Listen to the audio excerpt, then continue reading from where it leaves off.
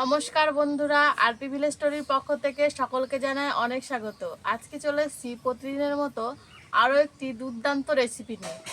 আজকে দেখো, এই যে চাল কুমড়োটা এনেছি, এই চাল কুমড়ো দিয়ে তোমাদেরকে একটা দারুণ রেসিপি করে দেখাবো। তোমরা কিন্তু পুরো ভিডিওটা দেখবে। চলো তাহলে প্রথমে চাল কুমড়োটা আমি কেটে নিই।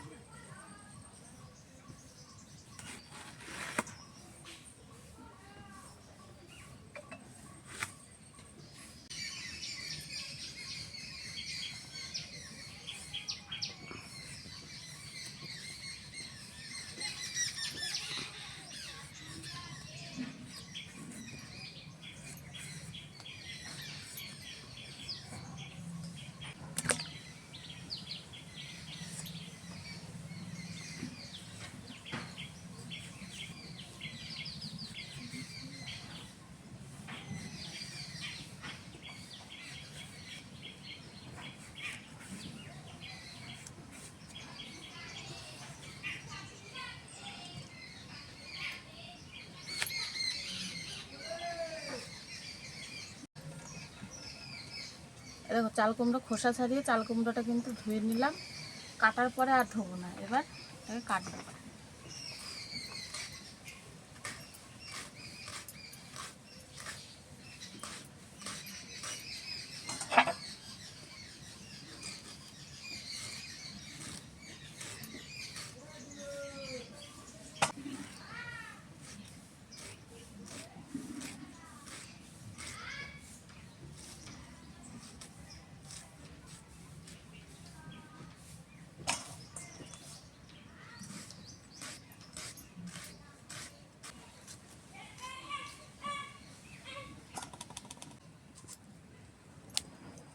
দেখো, সব চাল কুমড়োটা কেটে নিলাম।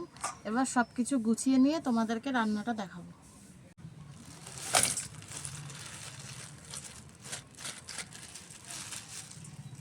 এবার চিংড়ি মাছগুলো বেছে নেব।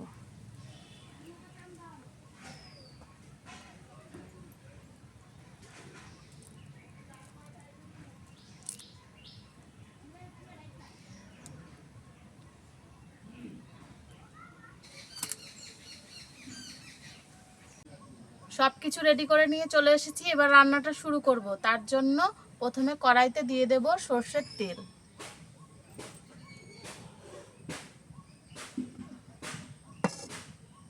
তেল খুব ভালোভাবে গরম করে নিয়েছি। এবার চিংড়ি মাছগুলোকে ভেজে নেব।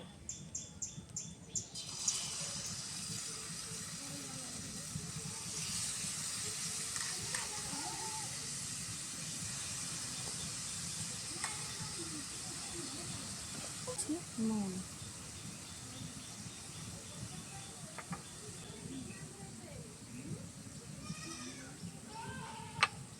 এবার চিংড়ি মাছটাকে ভেজে নেব।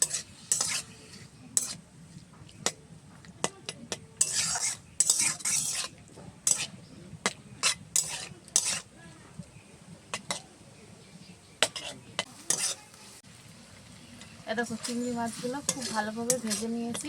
এবার তুলে নিচ্ছি।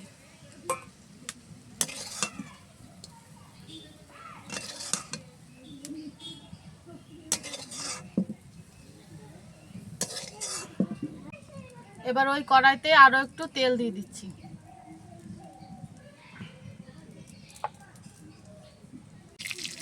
এবার দিয়ে দেব ফোড়ন। ফোড়নে দিচ্ছি শুকনো লঙ্কা আর গোটা জিরে।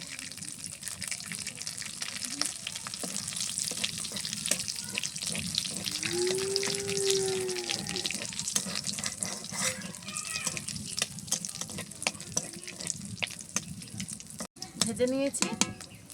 এবার দিয়ে দেব কেটে রাখা চাল কুমড়ো।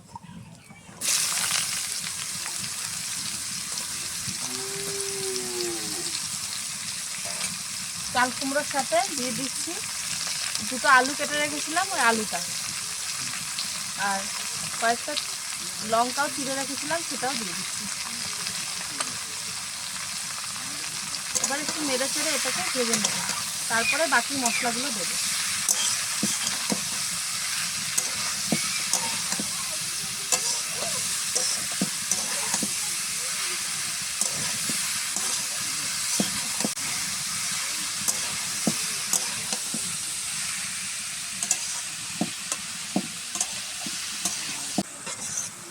চাল কুমড়োটা একটু নেড়ে চেড়ে নিয়েছি। এবার সমস্ত মশলা দিয়ে দেবো। প্রথমে দিয়ে দিচ্ছি পরিমাণ মতো নুন, দিচ্ছি হলুদ গুঁড়ো, জিরে গুঁড়ো আর লঙ্কা গুঁড়ো। লঙ্কা গুঁড়োটা দিলে কি মানে রঙটা খুব সুন্দর হবে। আর দিয়ে দিচ্ছি আদা বাটা। এবার সব কিছুকে খুব ভালোভাবে কষিয়ে ঢাকা দিয়ে সেদ্ধ করে নেব।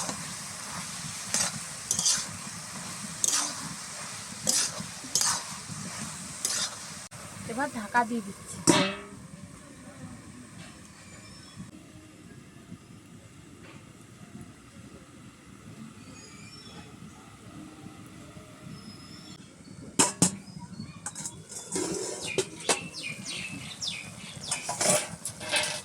দেখো বেশ খানিকক্ষণ চাল কুমড়ো আলু সব কিছুকে সেদ্ধ করে নিয়েছি, সব কিছু গলেও গেছে, আলুগুলোও গলে গেছে।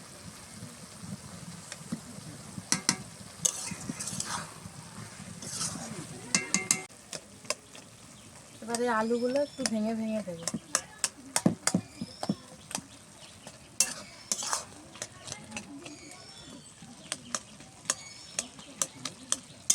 দেখো আলুগুলো ভেঙে দিলাম। আর এবার দিয়ে দেবো ভেজে রাখা চিংড়ি মাছ। তারপরে এটাকে একটু নেড়ে চেড়ে নামিয়ে নেব। তাহলেই চাল কুমড়ো দিয়ে চিংড়ি মাছের ঘন্ট একদম রেডি হয়ে যাবে।